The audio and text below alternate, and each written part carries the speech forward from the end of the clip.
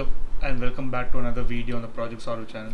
So in this video I'm going to talk about some mindset shifts that took me from 120 kgs to 82 kgs and some of the mindset shifts that helped me run the Devil Circuit 5k obstacle course.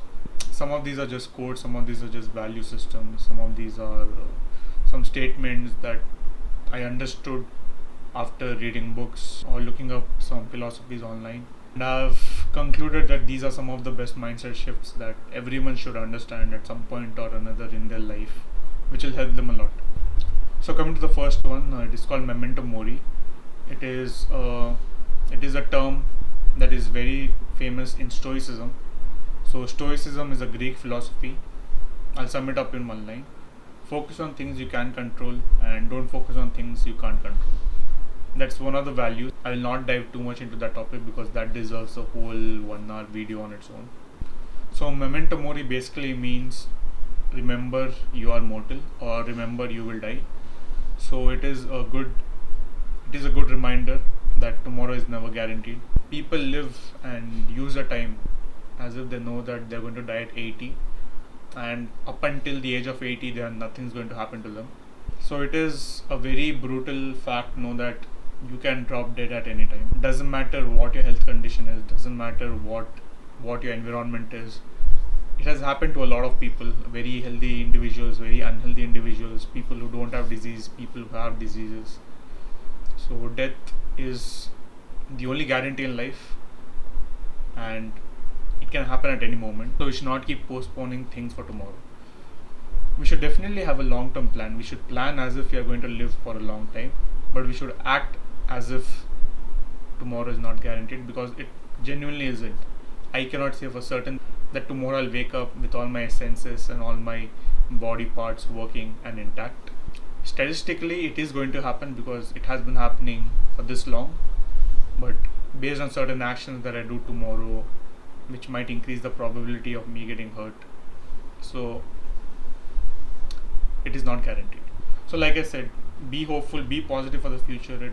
This mindset shift is not to make you depressed or make you start thinking about death over and over again. But remember that death is certain. We are going to die one day, and no one knows when they're going to die. So plan for the future, but act immediately. The second mindset shift that I would like to talk about is no one is coming to save you. So this is your life. You have your parents, you have your brothers, you have your friends. They look out for you, but no one is going to come and save you. No one is going to come and tell you to start working on your dreams, start working hard. No one is going to do that for you.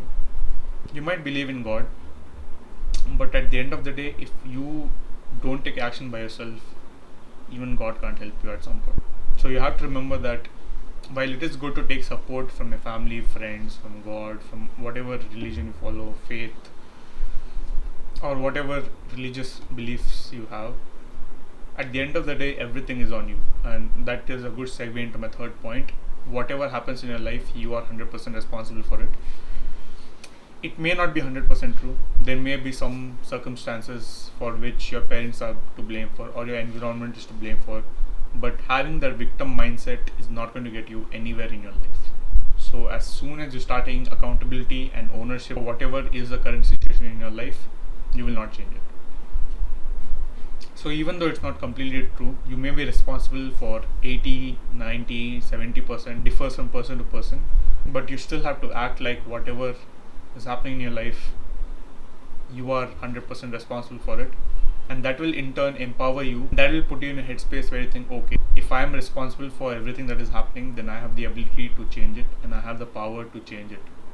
I can definitely make a 10-minute or 15-minute or even a half an hour video on each of these topics if I sat down and wrote everything. If I sat down and wrote a script, but I genuinely want to tell this off the top of my head. If you guys want me to explain any of these statements or any of these topics that you hear in this video further, you can leave a comment down below and I will do my best to explain it. And this fourth point I got from Alex Hormozi. He's a businessman and he's also a mentor to a lot of people. And, this was a very eye-opening moment for me. He mentioned that this is what hard looks like. When I heard this, I was in a place where I was complaining about a lot of things being tough, And when I heard him tell this on the podcast, it suddenly clicked for me that this is what hard looks like. I wanted to do the hard things to get the result, but I was complaining about the process. So that does not make sense, right? You can't hope for a very rare result and then chase it, but then complain about the process. So if you want to lose weight because you want to look good, you want to be confident, you want to just have more, you just want to be better in life, you can't complain about the weight loss journey. I mean, you can complain about it, but you have to understand that that is the hardship that you're going through. This is what hard looks like. This is similar, this is again complementing another quote that I heard. If it were easy, everyone would do it. So this is not easy. This is hard. You promise that you would go through it, and this is what it looks like. So you have to continue to go through it. You can't stop in the middle. So if you want the 1% result, you have to outwork the 99% of people. That's as simple as that. That's not any. It's not a statement that just sounds nice. It is factually true. If you want something that only 1% of people have, you have to work like the 1% of people, and the 1% of people usually work harder than the rest of the 99%. That's just facts. That's just how it is. So when you take up on a very difficult task, understand that the process will also be very difficult, because the result that you want is also very hard to get.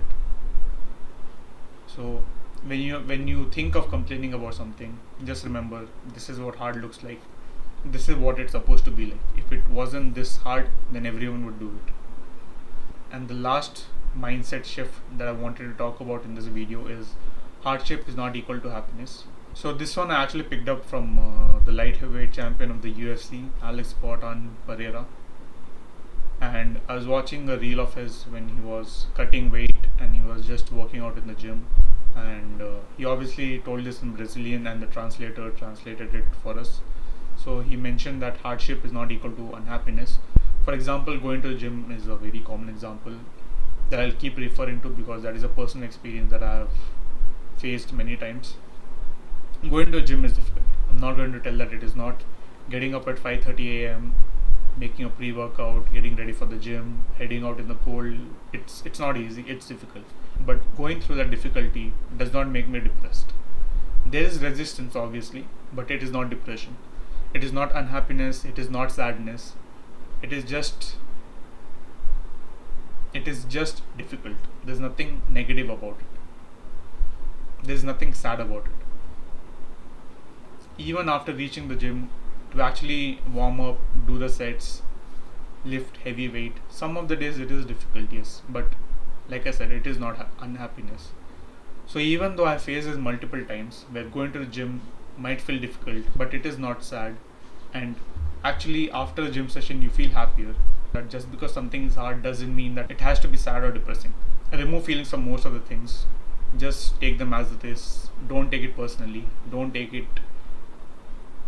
let it have an effect on your personality, on your mindset, on you as a person, as a human being. Take it as constructive criticism. Take it as an opportunity to do better and execute on it. Make a plan, execute. Don't be depressed just because something didn't go your way. Analyze why it didn't go your way, and then think of a plan on how you can do better. So that's all I had to say for this video. If you guys want me to explain on any topics further, please let me know. And hope you have understood some things from this video which will alter your outlook on life forever. And if it is not, I hope you still enjoyed this video and got something out of it. Thank you for watching. I'll see you in the next one. Take care.